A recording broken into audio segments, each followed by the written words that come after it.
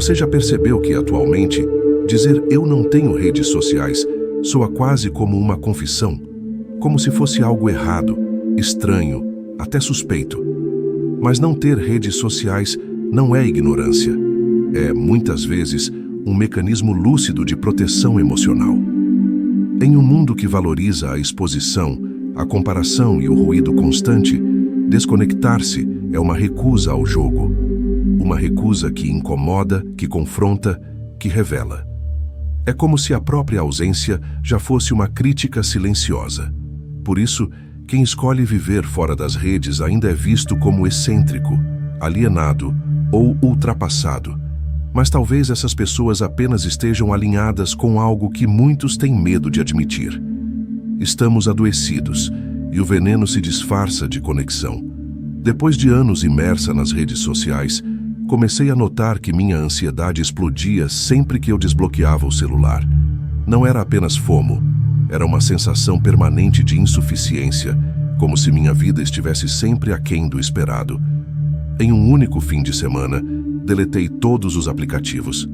2 dias depois, acordei sem a menor ideia do que estava acontecendo no mundo, e isso foi libertador. Parei de me comparar, parei de medir meu valor por curtidas. Voltei a lembrar do que eu realmente apreciava, sem precisar compartilhar. Esse é apenas um exemplo entre milhões de pessoas que estão seguindo um caminho contra-intuitivo, que não rende aplausos digitais, mas pode render sanidade. O filósofo sul-coreano-alemão Byung-Chul Han descreve nossa era como marcada por uma violência quase invisível, a violência da transparência. Tudo precisa ser exposto, compartilhado, mensurado. Na lógica das redes, quem não se mostra, não existe. E é justamente essa exibição constante que nos adoece. A performance interminável do eu ideal, a comparação incessante, a pressão por estar sempre presente, sorrindo, opinando, reagindo. Para Han, vivemos em uma sociedade do desempenho, na qual nos exploramos voluntariamente, em busca de validação. Depressão, ansiedade e exaustão não são defeitos individuais. São sintomas de um sistema que transformou nossa subjetividade em produto. Desligar-se, nesse contexto, é romper o ciclo. É um gesto filosófico. No século XIX, Thoreau retirou-se por 2 anos para viver às margens do lago Walden, numa cabana construída por ele mesmo.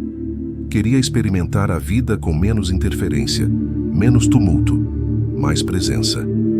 Ele acreditava que o excesso de informação nos afastava da sabedoria. Sua pergunta era simples: o que realmente é essencial? Abandonar as redes hoje é, de certa forma, o nosso Walden contemporâneo. O desejo de ouvir a própria voz sem interrupções. Freud dizia que amadurecer é aprender a renunciar. Mas na dinâmica das redes, tudo é excesso, de imagem, de presença, de estímulo.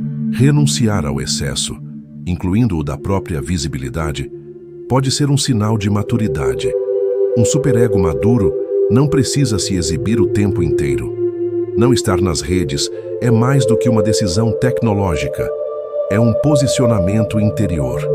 A escolha de não ter redes ou de se afastar delas pode soar estranha, mas é muitas vezes uma estratégia legítima de autopreservação em um ambiente que nos pressiona a ser vistos e comparados sem descanso.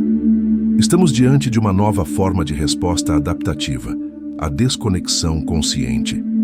Ela não é fuga, não é ignorância, é lucidez. É reconhecer que a hiperconexão, vendida como liberdade, funciona frequentemente como uma prisão psicológica e que escapar dela exige mais coragem do que permanecer. A desconexão consciente surge quando a pessoa percebe que sua presença digital deixou de servir à comunicação e passou a servir à performance. É a recusa em alimentar o algoritmo. A recusa em se medir pela multidão idealizada. A recusa em existir para o olhar externo, para, enfim, voltar a existir para si mesma. Essa ruptura tem um custo social, o da exclusão simbólica, mas traz também uma potência profunda. Restaurar a interioridade, o silêncio, o discernimento, 3 virtudes raras e valiosas, As redes não são neutras.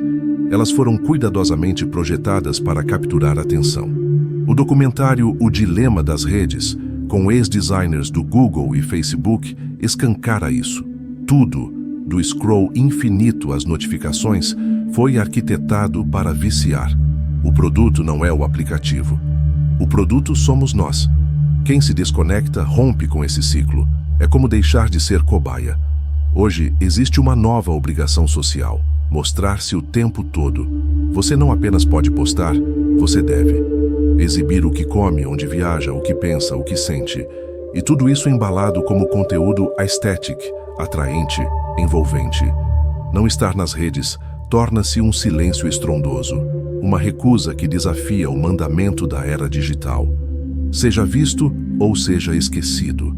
A vida privada está morrendo, não apenas no sentido dos segredos, mas no sentido mais profundo do recolhimento interior, onde processamos emoções e pensamentos longe do olhar alheio. Sem interioridade, não há identidade sólida. Sem identidade, somos apenas reflexos do algoritmo. Por isso, a decisão de viver fora das redes é também um ato de reconstrução psíquica. É criar zonas de quietude. É recuperar o tempo de digestão da experiência.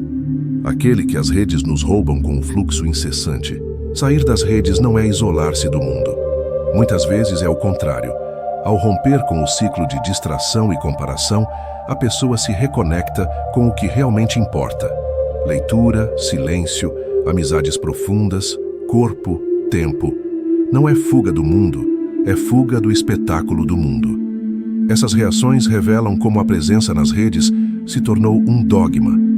E todo dogma que não pode ser questionado deixa de ser ferramenta, vira cárcere. Em um mundo obcecado por atenção, desaparecer é um ato de liberdade. A desconexão consciente é um gesto de soberania sobre o próprio tempo, a própria mente, a própria alma. Desafio: passe 48 horas sem redes sociais. Desinstale os apps. Observe o tédio, a ansiedade, o silêncio e o que começa a emergir dentro deles. Anote tudo. Como você se sentiu? O que voltou à superfície dentro de você? Comente aqui abaixo. Você já vive sem redes ou gostaria de sair, mas sente medo, receio, exclusão? Compartilhe sua vivência. Ela pode libertar outra pessoa também. Talvez os verdadeiros radicais hoje não sejam os que gritam nas redes, mas os que escolhem o silêncio, os que não desejam seguidores, os que buscam não visibilidade, mas profundidade. Porque enquanto o mundo se exaure tentando aparecer, há quem esteja silenciosamente voltando a existir.